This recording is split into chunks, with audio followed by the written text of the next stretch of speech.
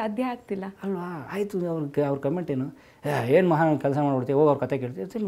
Why are not doing it. ಭಾಳ ಜನ ನೋಡ್ತಿರೋದು ಅಲ್ಲಿ ಟೆಲಿಕಾಸ್ಟ್ ಆದಮೇಲೆ ನಾನು ಆಗಲೇ ತಮ್ಗೆ ಹೇಳ್ತಿದ್ದೆ, ಫಸ್ಟ್ ಆಫ್ ಆಲ್ ಯಾರನ್ನು ಸಂದರ್ಶನ ಮಾಡಬೇಕು ಅಂತ ಐಡೆಂಟಿಫೈ ಮಾಡಬೇಕು, ಅವ್ರ ಬಗ್ಗೆ ಒಂದು ರಿಸರ್ಚ್ ಆಗಬೇಕು, ಅವ್ರ ಸಂಪರ್ಕ ಸಂಖ್ಯೆ ಸಾಧಿಸ್ಬೇಕು, ಅವ್ರನ್ನ ಸಂಪರ್ಕ ಮಾಡಬೇಕು, ಮನವೊಲಿಸ್ಬೇಕು, ಅವ್ರು ಒಪ್ಕೋಬೇಕು, ಸಮಯ ಕೊಡಬೇಕು. ಅದಕ್ಕೆ ಹಲವಾರು ದಿನಗಳ ಫಾಲೋಅಪ್ಸ್ ಇರುತ್ತೆ. ಅವ್ರು ಅನೇಕ ಸಮಯಗಳನ್ನು ಕೊಡ್ತಾರೆ. ಅವ್ರ ಹತ್ರ ಹೋಗಬೇಕು ಸರಿಯಾದ ಸಮಯಕ್ಕೆ, ನೀಟಾಗಿ ಅವ್ರ ಜೊತೆಗೆ ಯಾವುದೇ ಒಂದು ಕ್ಲಾಶ್ ಇಶ್ಯೂ ಆಗ್ದಂಗೆ ನೀಟಾಗಿ ಅವ್ರ ಸಂದರ್ಶನ ರೆಕಾರ್ಡ್ ಮಾಡಬೇಕು, ಅವ್ರ ಬಗ್ಗೆ ಗೊತ್ತಿರಬೇಕು. ಅದಾದಮೇಲೆ ತಂದು ನಾನು ಚೆನ್ನಾಗಿ ಎಡಿಟ್ ಮಾಡಿಸ್ಬೇಕು, ಒಳ್ಳೆ ತಮ್ನೈಲ್ ಮಾಡಬೇಕು, ಅದಕ್ಕೆ ಒಳ್ಳೆ ಪ್ರಾಪರ್ ಕೀವರ್ಡ್ಸ್ ಹಾಕಿ ಅಪ್ಲೋಡ್ ಮಾಡಬೇಕು. Do you think it is so easy?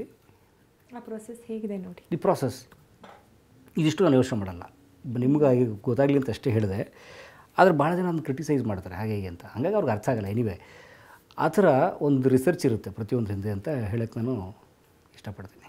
Home tour ಬಗ್ಗೆ ಹೇಳ್ತಾ ಇದ್ರಿ, ನಿಮಗೆ ಯಾವುದು ತುಂಬ ವಿಶೇಷವಾಗಿದ್ದು ಅಥವಾ ನಿಮ್ಮ ಹೃದಯಕ್ಕೆ ತುಂಬ ಹತ್ತಿರ ಆಗಿದ್ದು ಆ ಥರದ್ದು ಯಾವುದಾದ್ರೂ ಕ್ಷಣ ಇದೆಯಾ? ನೀವು ಹೋಮ್ ಟೂರ್ ಬಗ್ಗೆ ಕೇಳ್ತಿದ್ದೀರಾ ಅಥವಾ ಇಡೀ ಹೋಮ್ ಟೂರು ಅಥವಾ ನೀವು ಹೋದಂಥ ಎಪಿಸೋಡ್ಗಳಲ್ಲಿ ಮಾತನಾಡಾಗಿರ್ಬೋದು, ಸಂದರ್ಶನದಲ್ಲಾಗಿರ್ಬೋದು? ನನಗೆ ಗೊತ್ತಿಲ್ಲ.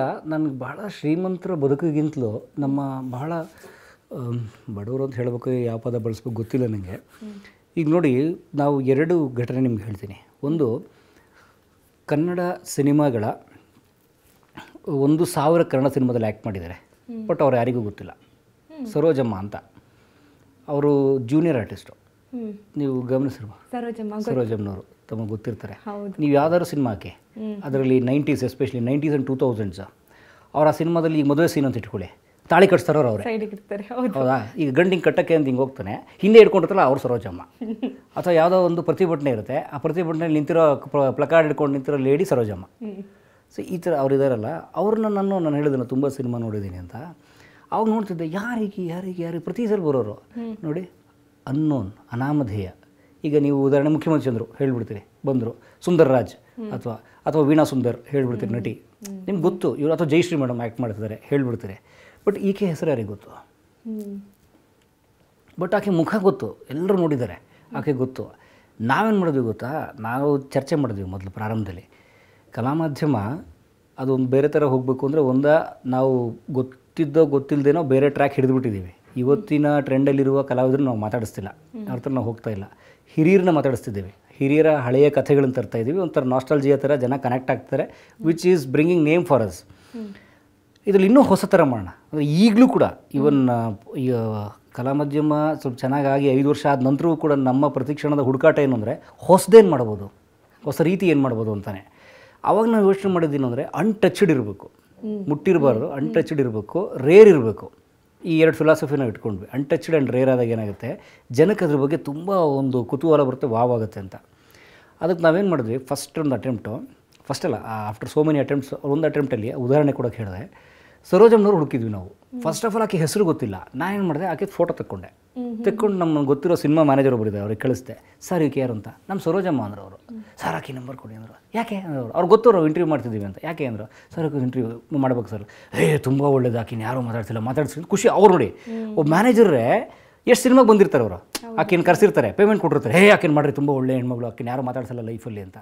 ನಾನು ಮಾಡಿ ಸರಿ ಅಂತ ಆಕೆ ಹೋಗಿ ಕೇಳಿದೆ, ಅಮ್ಮ ನೀವು ಹಿಂಗಿಂಗಮ್ಮ ಹಂಗೆ ಅಂದರೆ, ಹೌದಣ್ಣ ಶೂಟಿಂಗ್ ಐತಣ್ಣ, ಎಲ್ಲಿ ಬರ್ಬೇಕಣ್ಣ ಅಂದರು ಅವ್ರು ಪಟ್ಟಂತ.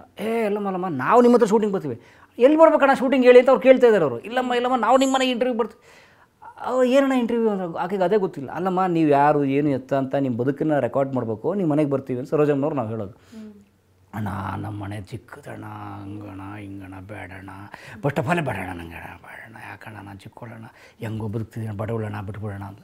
ಇಲ್ಲಮ್ಮ ಈಗ ನಾನೇನು ಕೆಟ್ಟದ್ದು ಕೇಳಲ್ಲ, ಹಿಂಗೆ ಕೇಳಲ್ಲ, ನೀವು ಯಾರು, ಏನು ಮಾಡಿದ್ರಿ, ಹೆಂಗೆ ಸಿನಿಮಾಗೆ ಬಂದ್ರಿ, ಏನೇನು ಪಿಕ್ಚರ್ ಮಾಡಿ, ಇಷ್ಟು ಹೇಳಿ, ಈ ಥರದ್ದು ನಿಮ್ಮ ಬದುಕು ಹೇಳಿ. ಆಯಿತು ಹಂಗೆ ತುಂಬ ಹೇಳಿದ್ಮೇಲೆ ಒಪ್ಕೊಂಡ್ರು ಬನ್ನಿ ಅಂತ. ಓದಿ ಮಾಡಿರೋಡನ್ನ ಒಂದು ಸಂಧಿ ಹೋಗ್ತಾಯಿದ್ರೆ, ಅವ್ರು ತುಂಬ ಒಂದು ಸಂಧಿ ಮನೆ, ಅವ್ರು ಹೇಳ್ದಂಗೆ ಭಾಳ ಇದನ್ನು ಪುಟ್ಟ ಮನೆ. ಯು ಡೋಂಟ್ ಬಿಲೀವ್, ಅವ್ರ ಮನೆ ಒಳಗಡೆ ಇಂಟರ್ವ್ಯೂ ಮಾಡೋಕ್ಕೆ ಜಾಗ ಇಲ್ಲ. ನಾವು ಅವ್ರ ಮನೆ ಮೇಲ್ಗಡೆ ಹೋಗಿ, ಬಿಸಿಲು ಸುಡುತ್ತಿದೆ, ಅವ್ರ ನೆರಳಲ್ಲಿ ಕೂರಿಸಿ ನಾವು ಬಿಸಿಲಲ್ಲಿ ಕೂತ್ಕೊಂಡು ಕಂಪ್ಲೀಟ್ ರೆಕಾರ್ಡ್ ಮಾಡ್ಕೊಂಡು ತಂದು ಹಾಕೋದು. ನೀವು ಗಮನಿಸಿ, ಫ್ರೇಮ್ ಇಷ್ಟೇ ಇದೆ, ಚಿಕ್ಕ ಫ್ರೇಮ್ ಅದು.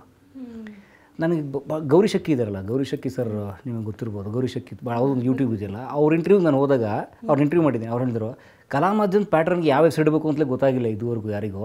ಯಾಕಂದರೆ ನಿಮಗೆ ಯಾವ ಜಾಗ ಬೇಕಾಗಿಲ್ಲ, ಫ್ರೇಮ್ ಬೇಕಾಗಿಲ್ಲ, ಇನ್ನೊಂದು ಬೇಕಾಗಿಲ್ಲ, ಪ್ಯಾಟರ್ನ್ ಮೀರಿ ಮಾಡ್ತೀರಾ. ಸೊ ಹಂಗಾಗಿ ನಮ್ಮಲ್ಲಿ ಮಾಡೋಕ್ಕಾಗಲ್ಲ. ನಾವೊಂದು ಫಾರ್ಮ್ಯಾಟ್ ಕಲ್ತ್ಬಿಟ್ಟಿರ್ತೀವಿ, ಅದನ್ನು ಮೀರೋಕ್ಕಾಗಲ್ಲ ನಮಗೆ. ನೀವು ಫಸ್ಟ್ ಆಫ್ ಆಲ್ ಫಾರ್ಮ್ಯಾಟ್ ಗೊತ್ತಿಲ್ಲ ನಿಮಗೆ, ತುಂಬ ಚೆನ್ನಾಗಿ ಮಾಡ್ತೀರಾ, ಅದು ಹೊಸ ಫಾರ್ಮ್ಯಾಟ್ ಆಗ್ತಾಯಿದೆ ಆ ಥರ ಹೇಳ್ತಿದ್ರು. ಹಾಗಾಗಿ ಏನು ಮಾಡಿದ್ವಿ ನಾವು, ಅಲ್ಲಿ ಮಾಡಿದ್ವಲ್ಲ, ಆಕೆ ಭಾಷೆ ಬಹಳ ಶುದ್ಧ ದೇಸಿ ಹಳ್ಳಿ ಹೆಣ್ಮಗಳ ಭಾಷೆ, ನನ್ನ ತಾಯಿ ಮಾತಾಡ್ತಾ ಇರೋದು ಒಂದು ಭಾಷೆ ತಂದು ಹಾಕಿದ್ವಿ. ಕನೆಕ್ಟ್ ಆಗ್ಬಿಟ್ರು ಜನ ಎಲ್ಲ. ಇಲ್ಲಣ್ಣ ಅದು ಅಲ್ಲಿ ಹೋಯ್ತಾ ಇದೆ ಅಣ್ಣ, ಒಂದು ಸಲ ಅವ್ನು ಬರ್ತಾನೆ ಅಣ್ಣ, ಹಂಗೆ ಮಾಡ್ತಾನೆ. ಪ್ರಭಾಕರ್ ಬಂದರು, ಪ್ರಭಾಕರು ಯಾಕೋ ಬೇಕಿನ ನಿಂಗೆ ಅಂದರು. ಪ್ರಭಾಕರ್ ಎಂಥ ಮನುಷ್ಯ ಗೊತ್ತೇನಣ್ಣ. ಪ್ರಭಾಕರ್ ಅವ್ರ ಬಗ್ಗೆ ಗೊತ್ತಿರುತ್ತೆ. ಪ್ರಭಾಕರ್ ಸೆಟ್ಟಲ್ ಹೇಗಿರ್ತಾ ಇದ್ರು, ಆದ್ರೆ ಹೊರಗಡೆ ಹೇಗಿರ್ತಾ ಇದ್ರು, ತೆರೆ ಹಿಂದೆ ಅವ್ರ ಜೀವನ ತಿಳ್ಕೊಳ್ಳೋ ಕ್ಯೂರಿಯಾಸಿಟಿ ಜನರಿಗೂ ತುಂಬಾ ಇರುತ್ತೆ, ಅದು ಅವ್ರಿಗೆ ಗೊತ್ತಿಲ್ಲ. ಆಮೇಲೆ ರಾಜ್ಕುಮಾರ್ ತಮ್ಮ ವರದಪ್ಪನವರು ಬಹಳ ಜೀನಿಯಸ್ ಮನುಷ್ಯ ಅವರಪ್ಪ. ರಾಜ್ಕುಮಾರ್ ಅವರು ನಿಜವಾದ ಯಶಸ್ಸಿಗೆ ವರದಪ್ಪನವರು ಪಾರ್ವತಮ್ಮನವ್ರ ಕಾರಣ.